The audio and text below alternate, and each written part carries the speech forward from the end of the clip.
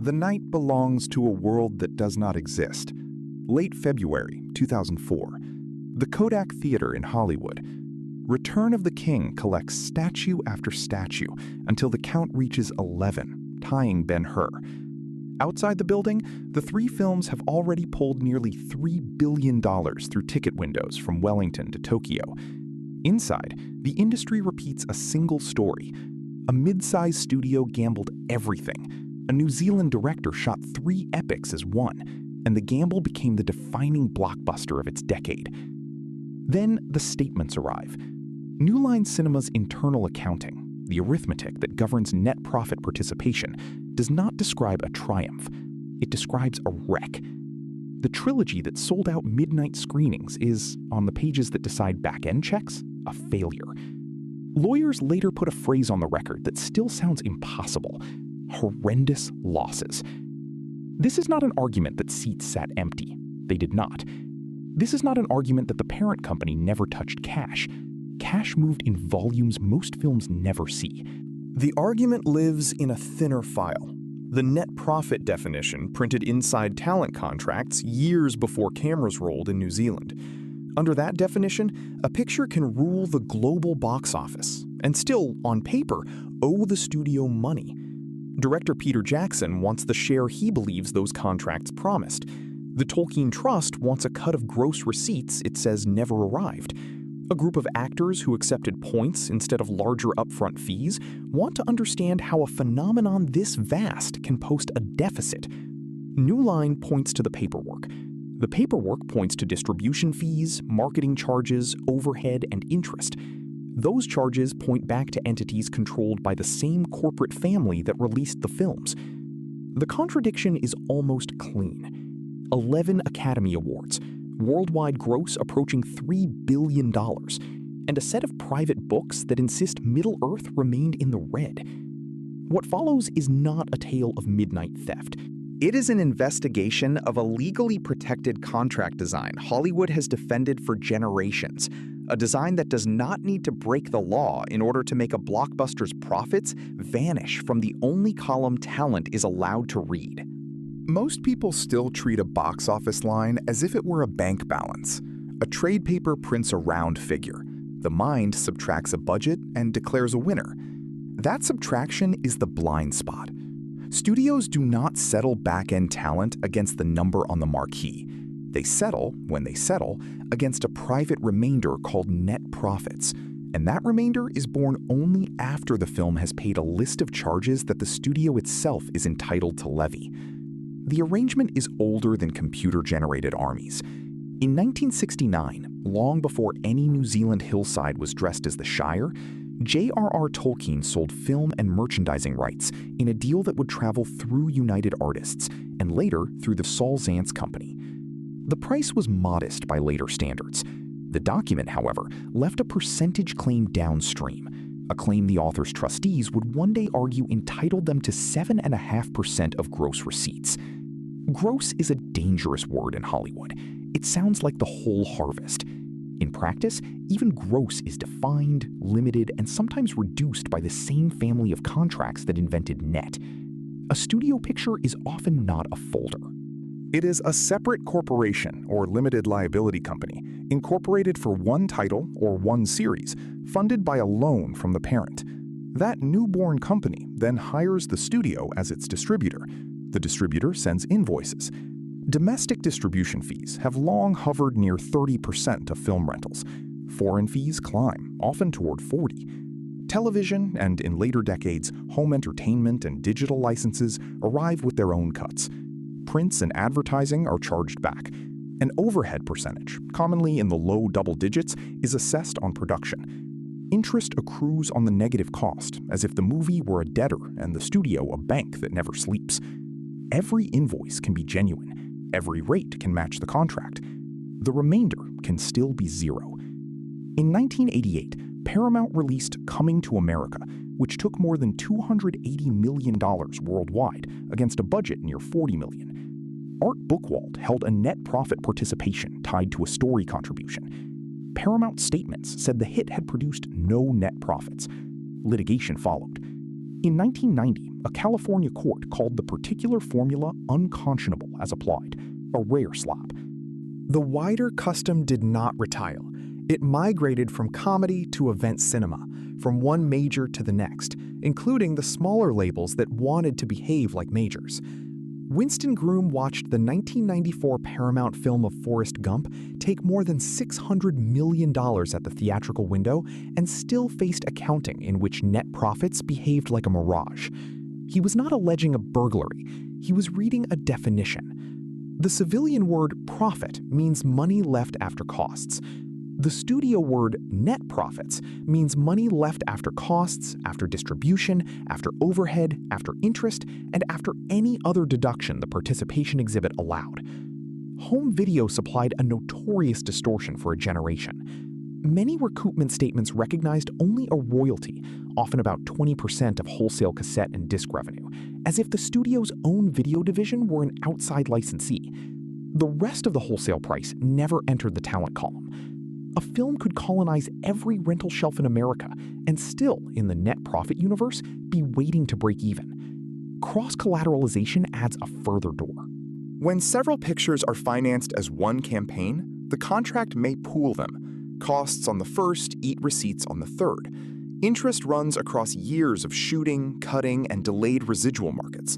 Participants who think they own a slice of a single success discover they own a slice of a blended account. Gross participation is the hatch used by people with leverage. First dollar gross is paid before the fee stack. Net points are the currency offered to writers, estates, supporting players, and directors who have not yet become indispensable. Agents understand the difference. Young talent learns it when the first statement arrives. New Line, in the late 1990s, was a hungry company, rich in genre history and poor in the kind of franchise that keeps a stock price calm. To assemble Tolkien on screen, it had to satisfy Zaints, the downstream literary parties, a director determined to shoot 3 films back-to-back, and a theory of distribution it could fund. The studio would put up the money. The studio would book the theaters. The studio would, in the ordinary course, charge the production entity for both services at rates the contracts called standard. No forged ledger is required for the outcome that shocks the public. The public watches tickets. The participant is told to watch a company that has been billed at premium rates by its owner. When lawyers later opened the Tolkien film accounts, they were not looking at a new invention. They were looking at an old machine asked to digest the biggest meal of its life, and at a set of definitions that could keep that meal from ever registering as a feast. Bob Shea sits in a screening room with a problem shaped like a medieval war. Miramax has already tried to crush the story into 2 pictures. Universal has walked. Peter Jackson has a stack of early footage, conceptual paintings, and a request that sounds like insolvency. Shoot the entire saga at once, in New Zealand, with a creature shop that does not yet exist at the required scale. Shea does not offer 2. He offers 3. That sentence is a life or death decision for a company that is not Disney and not Warner's central branded core. It is a decision to put the studio's future on a single camera start. Jackson's motive is not a percentage, not yet. His motive is command. He wants duration, second units, a digital army, a soundstage culture in Wellington that will outlast any one title. Fran Walsh writes beside him. Wingnut Films becomes a nation-state of practical elves. Every extra week of shooting is, to Jackson, texture. Every extra week is, to New Line, interest and panic. Michael Lynn, Shea's co-chairman, has to translate that panic into facilities, bank relationships, and a release calendar that will drop 1 film at Christmas 2001, another in 2002, a third in 2003, without room to abort. The schedule is a weapon. It is also a trap. If Fellowship dies in the United States, 2 Towers is already in the water. On the other side of the rights chain, Saul Zaentz does not need to love hobbits. He needs the license to be respected. He is a producer whose reputation was built on One Flew Over the Cuckoo's Nest and Amadeus, a man who treats literary properties as mines. His incentive is to keep the Tolkien grant from leaking value into other people's pockets without a toll. Christopher Tolkien and the trustees around the author's estate occupy a narrower, colder room. Adaptation, for them, is not a party. Christopher will later speak of the films as a reduction of a private mythology into spectacle. That dislike is real, and it is irrelevant to the clause. Their motive in the coming conflict is enforcement. If merchandising empires and ticket queues have been built on the legendarium, the paperwork from the author's sale should still speak. The actors live in a third economy. Elijah Wood is a young lead, not a first-dollar gross king.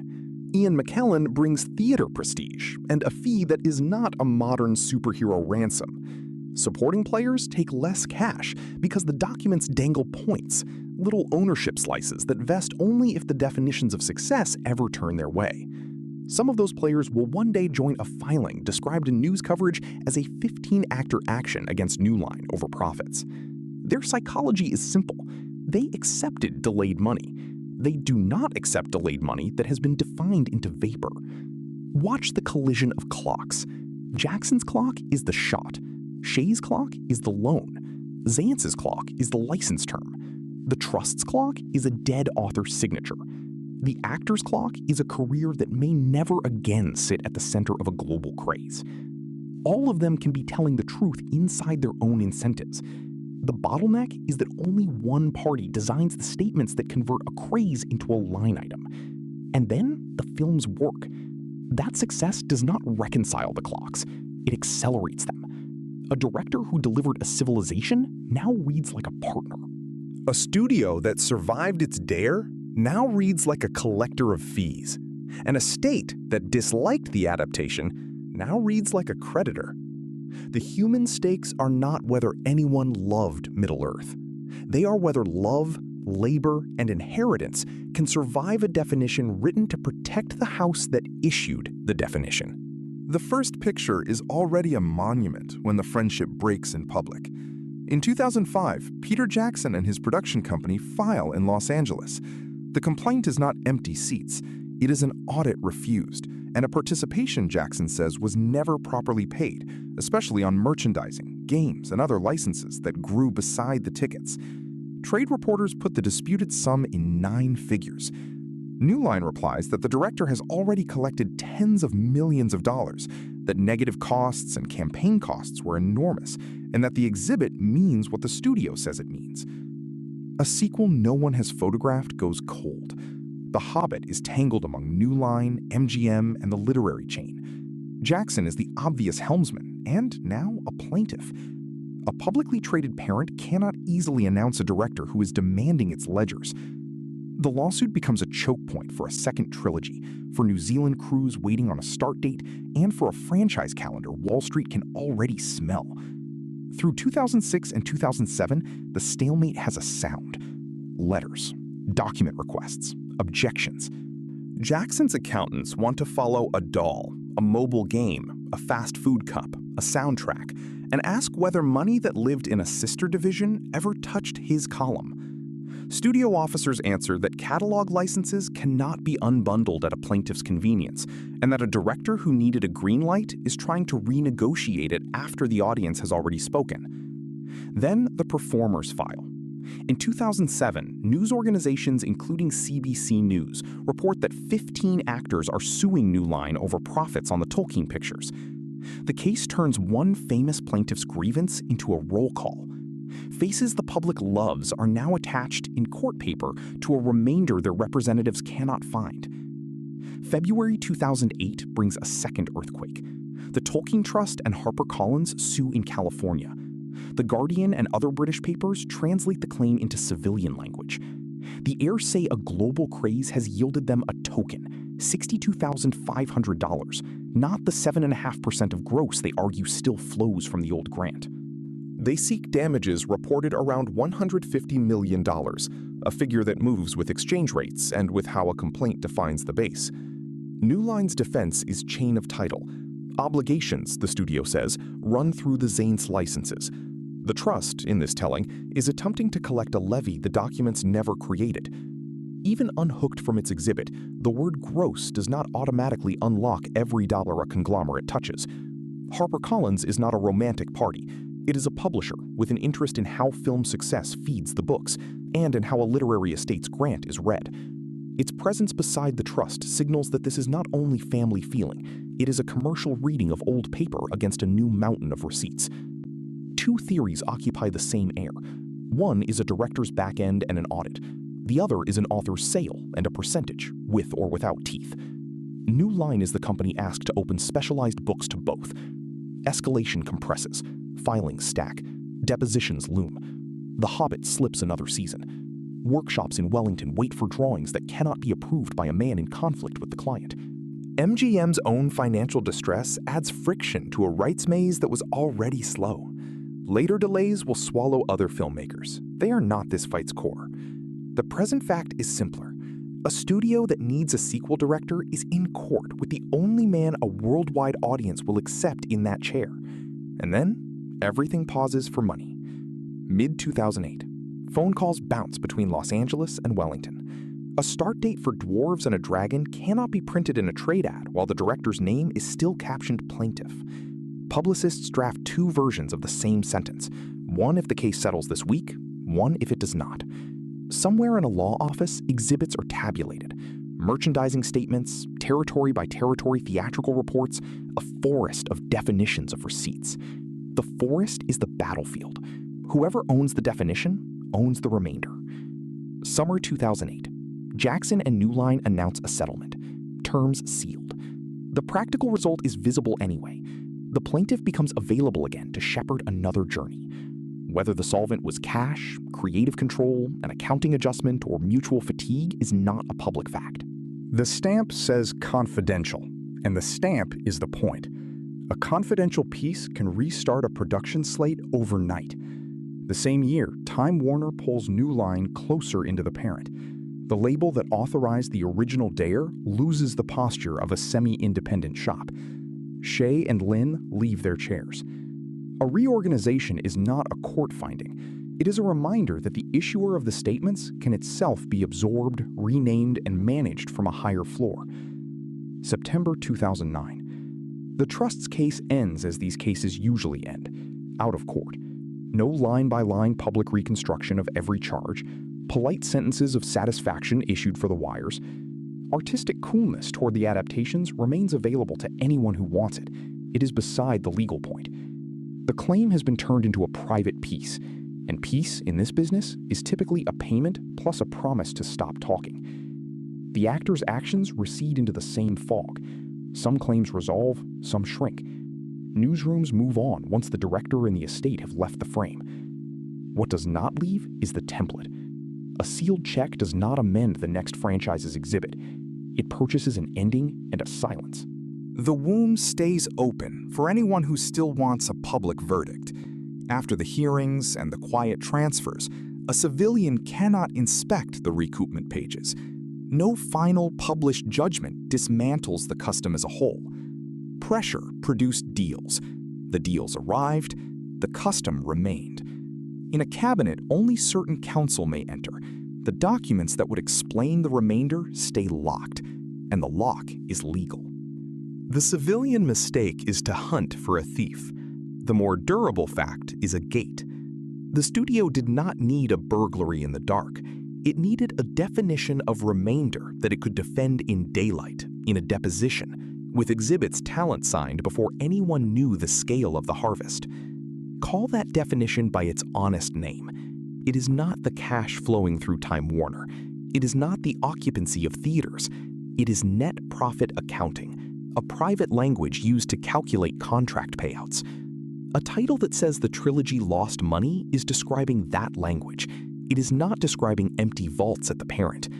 Confusing the two is how the public gets lost, and how the system prefers the public to stay lost. This channel's subject is that preference. Familiar objects, a ticket stub, a boxed set, a child's plastic sword, sit on top of a legal machine the buyer never meets. Intention can be ordinary. Recover prints, pay sales staff, keep downside from destroying the company that financed the negative.